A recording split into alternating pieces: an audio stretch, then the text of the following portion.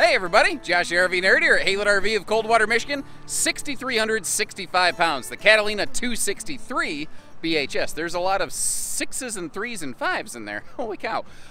This is an ultra popular model. It works for a lot of potential half-ton towing. It will be a little bit too much for some half-tons. 3/4 ton pretty much all day long will yank this thing around. It brings with it a lot of qualities that really speak to me personally. There's a reason I'm personally real sweet on these things. First of all, just the exterior look on them is great, but this has that newly updated interior, and I'd really be curious. I'd love some feedback to be able to push back to the factory. What do you think about it? It's a little lighter, a little brighter. The big windows and the taller ceiling also make this thing not look and feel so cramped. And that's where this one really speaks to me, is I tend to spend most of my time outside camping.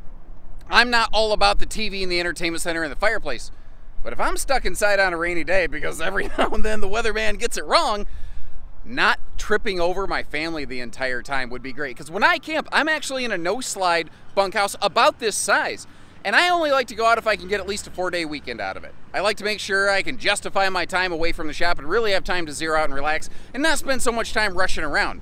And that 4th day, every single time, my wife and I were doing the travel trailer shuffle, scooting past one another, and we are always wishing we had just gotten something with a slide.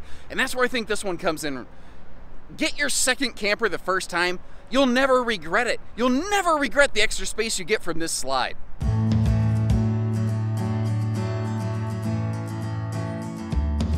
And one of the things that always draws me to Catalinas is just the larger feeling that they bring with them. And with this new lightened, and I don't know if I want to call it a softened up interior color palette or just a better color palette. I guess that's very subjective. Like, I liked how they looked before. They were light, but they were still warm. This just feels very welcoming and comfortable and open and airy. The wood tone change, the swap over to stainless appliances, I think is kind of nice.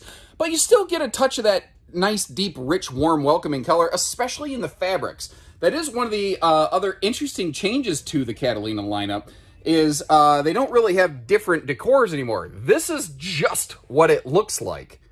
So I ask you, is it the right look, or did they miss? I'd be curious to know what you think about it. What you're going to find through my videos, I try to be really transparent about things, like these big giant windows over here open for airflow. The slide side windows do not open for airflow. They are at least there for light. That's just kind of one of those things that this brand does. Every company does one thing that somebody else doesn't. And that's kind of what I want to point out here, is what makes them different. And as an actual RV user myself, like, what do I see out of them? Like little cool things. Up top here, these have not just like a skylight or a power vent in the kitchen living area, but it's actually got a power vent fan. Now, admittedly, that is one of those smaller vent fans, but it's a very easy vent now to like upgrade to a larger, big XL vent fan if you want to really get that airflow cycling through here. They've also updated their entertainment on this model, which I think is a really good enhancement, especially on a floor plan like this, which I think does have a decent entertainment focus. So first of all, that TV can pivot if you want to make it face more directly over toward the sofa and dining area. Secondly, below it, normally it's just cabinetry. We've got this one optioned out with that electric space heat and Tootsie toaster down there. But I kind of wish it was just open at the bottom. I like shoe garages, but you know, now that I say that, on this floor plan, since the entertainment center is not exactly next to the door, I don't know that I agree with what I just said, so I guess I retract that statement. Especially when you're going to see under the bunks right next to the door, you have a giant space for storage. Now, that 12-volt DC compressor fridge that we're looking at has become the standard default, not just in Catalinas, but in a lot of camper brands. And personally, I'm here for it. I like them. They're bigger, they're faster cooling. It can definitely be argued, I think very legitimately, that if your interest is serious boondocking, they may not be the best option for you because they will still draw more power than a gas-electric two-way. You could option in a gas-electric two-way into this RV. It will be, what am I wanting to say, a 6 cubic foot, so it will be significantly smaller. What do you think about that? Like, how would you use it? Is that the right call for you? Let's start cracking open everything while I keep Jack John and we'll look at the storage. We'll start right down here. So starting down here below the sofa, that is just a pure storage chest. And I like showing it this way because I think that that is something that is very often missed, ignored, overlooked. You don't realize there's a big chunk of storage down there. Like we see the dinette doors and we're like, oh yeah, cool. Now you do still need to lift some cushions to get to the back of the dinette. And I will tell you, here's a little pro tip from your Uncle Josh. The first thing I think I would do is I would probably pull out those pedestals right there on that table, which at least, by the way, everything in this, all the countertops are a sealed edge pressed membrane. That's called thermofoil, by the way, just to give you some RV terminology. But I would swap those off for a set of like lightweight folding legs so that I could turn that into a free floating table if I were so inclined. Nice plywood drawers. And that's the thing. This is, there's actually a lot of construction points on these that are very similar between J-Flights and Catalinas. Like they both use plywood drawers. They both use pocket screwed cabinetry, which gives it a much finer fit and finish. I think can very easily be argued a superior fastener system.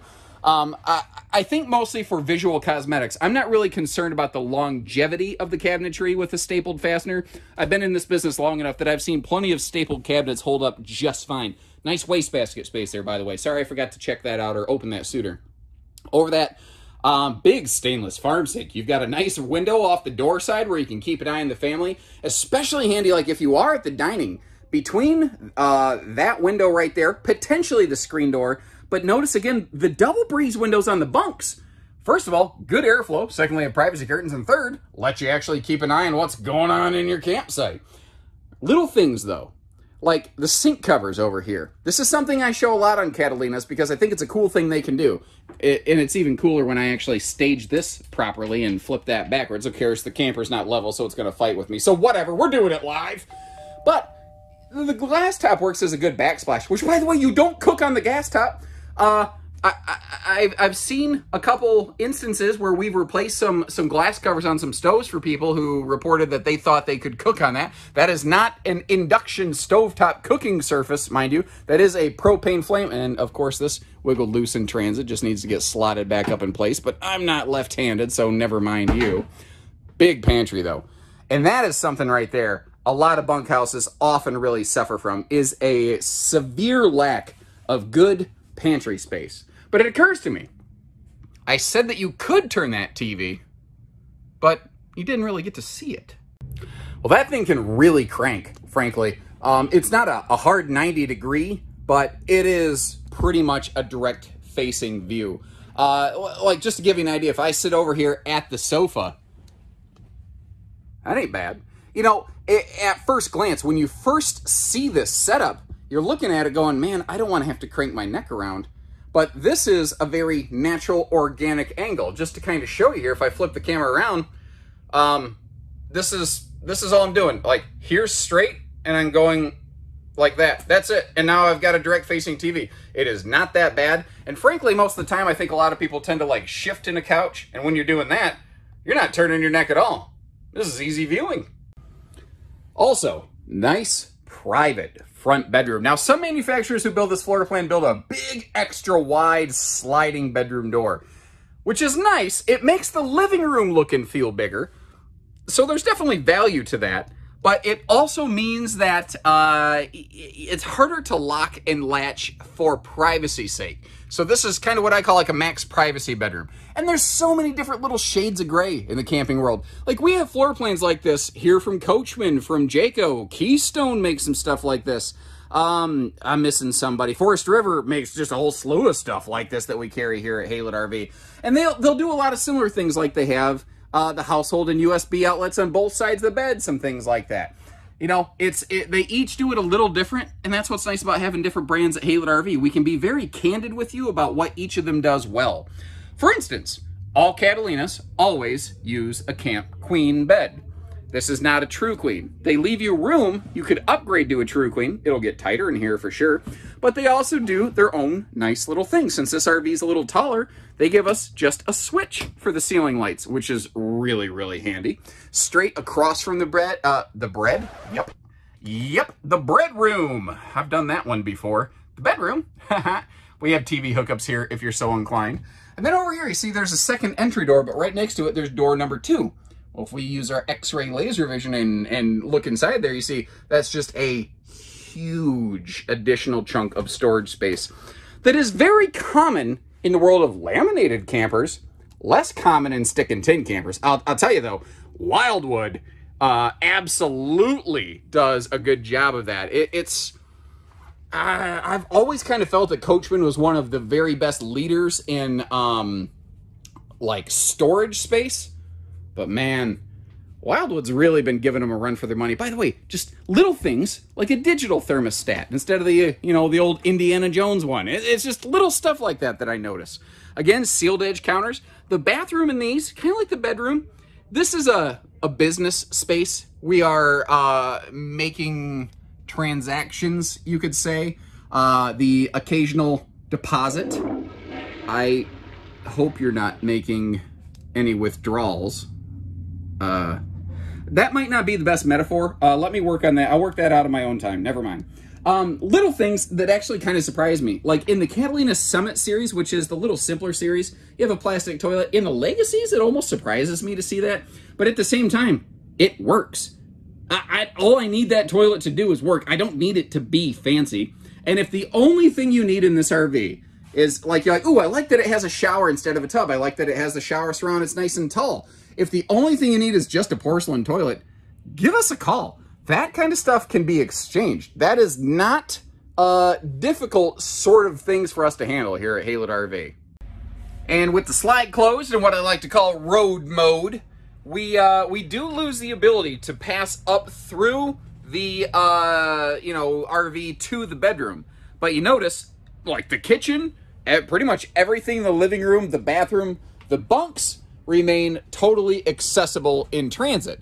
The good news is it's a little bit of a workaround, and admittedly, it's not ideal. It's not the way I would prefer it, but with the second entry door here, that does still let you retain access to the bedroom in transit. And I actually have people on a lot of my videos ask, why would they put a second door straight into the bedroom? This is really why. If you pull in somewhere in a long trip, you need to pass the Cracker Barrel test. This is the way you do it right here. But remember, again, if you don't like this second bedroom entry door, remember, you always just have a deadbolt where you can lock that down, and now it's really nothing more than just a, I don't know, horizontal skylight? Does that make sense? And man alive, the curb appeal on these things. When they updated that graphics package last year was the first time I ever personally looked at a Catalina, which I like. I respect them as a brand, and I'm very much a function over fashion person. But last year was the first time I ever looked at a Catalina Legacy series and went, wow, that looks good. And the way that the inside and the outside really play ball with one another now, I think is awesome. You see, we have a nice large full pass-through. That's actually the smaller of the two pass-through doors, which is still plenty large, I think. When they added that, just really, it was always there, but it wasn't as pronounced, that really electric blue lines on the front of this. Oh my Lord, I love that. I don't know what it is, but it speaks to me. Power tongue jack, covered propane tanks, room for 2 batteries, your first of which is included from Haylett RV at no additional charge, by the way. We don't do hidden dealer fees. But just these little details. I know this seems like such a piddly little thing, but if they're doing this, imagine what else they're doing. Like, they're actually taking the time to kind of zip tie and bundle wires and lines together, so they're not hanging down. They're not going to get caught on things. It's just less likely to have issues. They're putting an extra battery disconnect on the nose, and remember, they have that dedicated battery switch, power switch just for the refrigerator. I mean, they're just, it's easy to overlook little things like that, but start comparing little features like that against other things in this class. I don't see a lot of stuff like that in laminated RVs. Like that refrigerator kill switch is just crazy uncommon. And I love how both entry doors are cleared nicely by that power awning right there. That is a really cool touch. And of course there is LED lighting under it. You see there's outside speakers. Again, just being fair, I am very much a fan of speakers mounted in the skirting of RVs as opposed to way up high in the sidewalls. I think it keeps the speakers down lower where they're easier to hear. But I can overlook that. It's not a major deal, and frankly, most of the time when I'm camping, I've got a neat little Furrion Bluetooth speaker that I tend to use on my picnic table anyway. So the speaker location personally doesn't bother me, just a preference. TV hookups, and basically, as my wife would call it, husband-proof metallic fender flaring that won't get brittle and fade from sun exposure. But whenever I hear husband proof, it's always like, are you challenging me? I am capable of stupidity of which you have never seen the likes of. How you doing, sir? We've got an anti-slam entry door here. You can see the stable steps. That's an optional thing that we have applied to this one right here. And that little camp kitchen is really smartly done, I think. You got the handy little drunken uncle leash latch, which is good for more than just pets. But also, if you have a situation where, like, it's a little bit windy, or you want to be able to tie a bike up overnight or something like that, or a picnic table so it doesn't go flying in the breeze, you can do that. Got a dedicated fridge here. And remember, the bathroom is just inside this entry door, so you've really cut down on the foot traffic going in and out of this RV. That is one of those really function items you don't think about. Then there's little things like this. The fact that it locks in or out. You have to push both of those blue tabs. It's like when you're gonna do the nuclear missile strike in the movies. You're like, the general and the president have to turn the key 90 degrees left at the exact same time. 1, 2, 3, go. You know, it makes sure that you don't accidentally slide that closed and knock stuff around. But I like the galvanized heat shielding right here because that can almost operate as its own prep space. Got the Barley Poppinator 97,000 series. That's revision 37 at least. I don't even know what I'm going for right now. I'm just kind of poking around and having a good time here. Now, as we wrap our way back around here, you're going to see that these have a factory standard 200-pound rated cargo rack on the back. That is before the optional spare tire is added, however. I don't know exactly how much the spare tire weighs, but you'll just want to keep that in mind when you're putting your cargo back there. The 200-pound limit is actually more related to the frame and the chassis structure over the like the cargo rack itself. I'd be surprised if it couldn't hold more. Speaking of holding, the roof can hold you. This is a fully walkable roof. I like to point that out when there is no ladder because there is sometimes a estimation there that if it doesn't have a ladder, it doesn't have a walkable roof. And there are correlations to that. I'm not saying that's a complete fallacy. I get why people draw that conclusion. We're rear camera ready. And then one of those stupid little things that to me, as a person who camps every single day, I could see myself using this. Next to the black tank flush here, you have an outside shower. That's normal. Actually being able to use it as an outside shower to rinse yourself off, to get the, I always say, the turtle slime off you before you climb into the RV, that's different kind of stuff. So the underbelly is enclosed. You've got a 5/8 tongue and groove plywood floor decking. The floor studs are about 12 inches on center on average. The wall and roof studs are about 16 inches on center on average. All that stuff is normal. What is less common in this class are those nice tinted windows. Like Jayco does a good job of that, but not everybody does. Non-tinted windows will let more light into the RV, which I think a lot of people like, but tinted windows will help keep the sunshine and the nosy neighbors out of the RV. Also, significantly better privacy at night, although, I mean, you could always just pull the shade at any point too. So do me a favor, leave a couple little bits of feedback. If you haven't liked the video, subscribe and follow along. I'd love to have you here as we roll more of these out. And, you know, if this is your first time seeing a Catalina, first time joining us here at Haylett RV, there's a whole world of stuff that we have recorded for you that you can check out, and a whole bunch of stuff about to come out as well. So as always, thank you very much for your support. We're family owned and operated, and we'd love the chance to work with you when you're ready. But until then, enjoy the show. I trailed off at the end there. I wasn't sure how I was going to wrap this up. What I know is that I've done my...